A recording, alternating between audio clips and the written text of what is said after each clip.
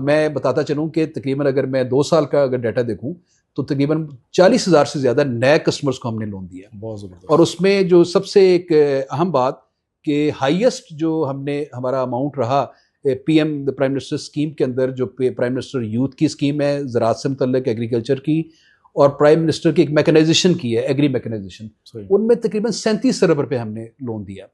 और मुझे ये बताते हुए खुशी हो रही है कि वो अदारा जहाँ पे डिफ़ॉल्ट की हिस्ट्री और बाकी थे, आज 30 बल्कि जुलाई की 15 तारीख उसकी वो एक साइकिल हम कहते हैं उसका रीपेमेंट का होता है।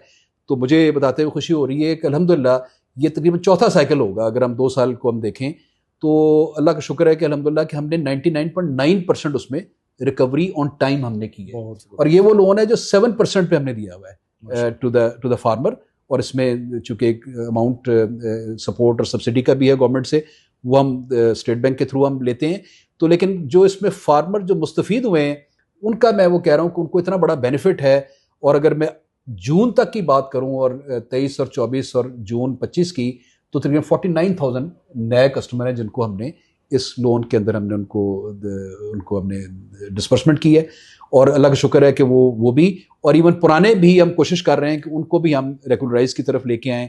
और मुझे इसमें अप्रिशिएट करते हुए बहुत खुशी होती है कि मेरी पूरी टीम वो एज अ वन यूनिट, वो तमाम जो हमारी फील्ड है वो इसमें मुकम्मल तौर पे we have the highest number of the mobile, जो हम कहते हैं ना मोबाइल क्रेडिट ऑफिसर्स, MCOs कहते हैं हम, कुछ बैंक ACOs भी कहते हैं, कुछ क्रेडिट ऑफिसर्स वगैरह, वो मोर देन 50% अगर हम देखें इंडस्ट्री के अंदर तो वो हमारे पास हैं।